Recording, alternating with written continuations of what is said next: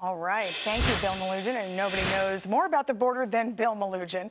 Meanwhile, Vice President Harris is hoping her upcoming run on the media circuit will give her some kind of campaign edge.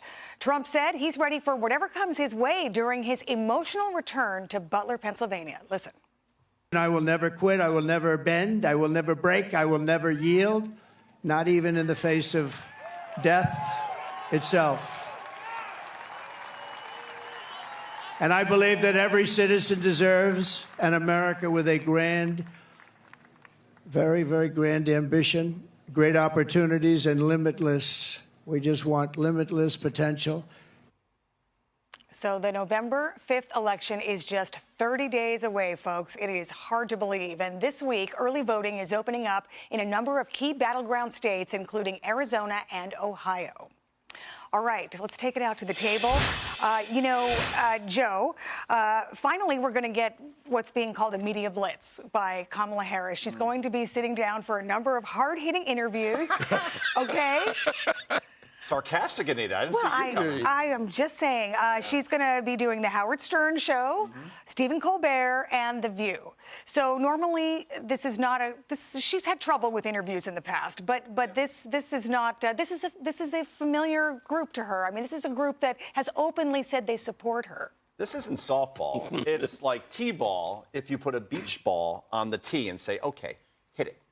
Stephen Colbert, obviously, is the biggest sycophant ever for the Democratic Party. We know this. That's true. Howard Stern, who I used to love, who I've written about before as being the best interviewer in the business, is now an insufferable elitist at this point who solely is there to support Democrats. The last time he interviewed Joe Biden, just a couple months ago, he literally read off everything the campaign told him to read off in terms of Biden accomplishments. You could hear it. It's like Howard can't possibly know what GDP growth is or manufacturing job numbers are, and he read it verbatim. The View is not Barbara Walters' View anymore. There's no Meghan McCain there to actually challenge the candidate. She's also going on 60 Minutes, by the way.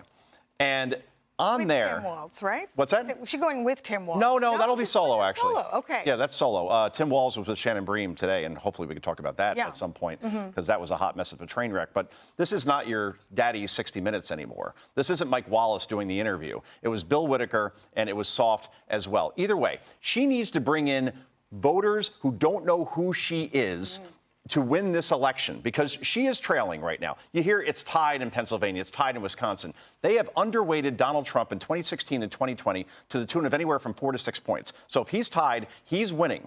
And if she wants to bring in new voters, she has to go to places that may be just a tad uncomfortable. Maybe come on this network like Tim Walz did. Yes, right. And instead, by going on here, great, you get the MSNBC vote. You don't need the MSNBC vote. You need to bring in independent voters. This media blitz does not do that. Yeah, we'd love to have her here at Fox News. Sure. Definitely. Ain't happening. Molly, one of the other things that she's doing or has already done is a pre-recorded podcast. This is a popular podcast talking about sex, dating, and relationships. It's called Call Her Daddy. Call Your Daddy. Call Your Daddy. And they also talked about abortion. So we have a clip of that. Let's take a listen. So he who, when he was president, hand-selected 3 members of the United States Supreme Court with the intention that they would undo the protections of Roe v. Wade. And they did just as he intended, and there are now 20 states with Trump abortion bans. This is the same guy who said that women should be punished for having abortions. This is the same guy who uses the kind of language he does to describe women. So, Molly, it seems like no matter where she goes to do an interview, she does talk about abortion. But what about other subjects that she needs to address? Well, she's talking a lot about that precisely because the major issues, which was just referenced earlier, for most voters are the economy and the border. Abortion is also a big issue for Kamala Harris voters.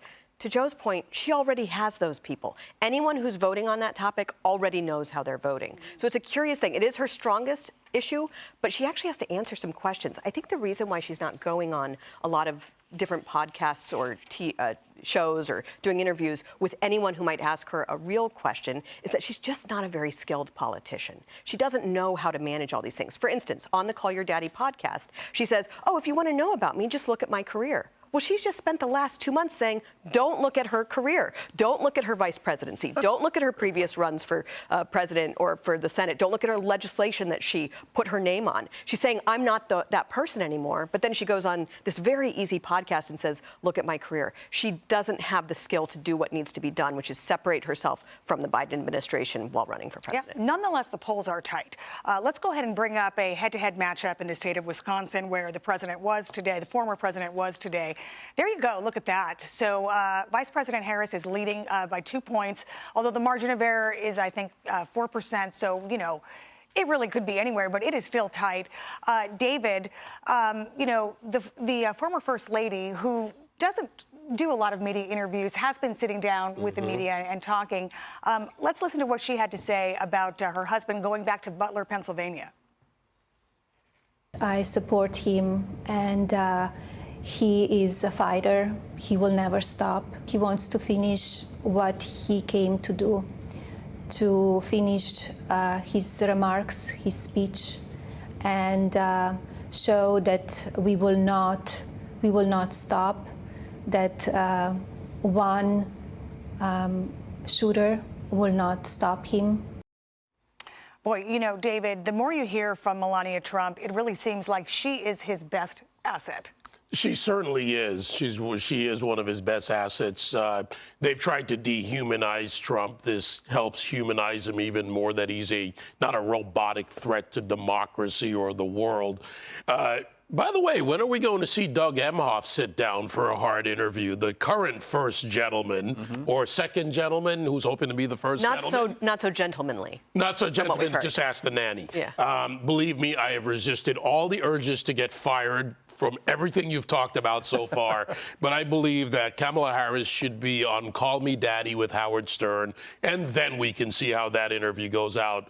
It's really a shame that the American people don't get to see her for what she is, but that the fact that she's hiding it, except for talking about abortion, I think demonstrates to all those people who are not already committed to her, the non-MSNBC crowd, the non-CNN crowd, and Call Me Daddy crowd or whatever, that she is simply empty, vacuous, unqualified, and incompetent. See North Carolina if you'd like to see incompetence by a current president, wherever he is, Joe Biden, and a vice president who goes to Charlotte but doesn't go anywhere near the real disaster. Yeah, and it is a disaster there in the Carolinas, boy.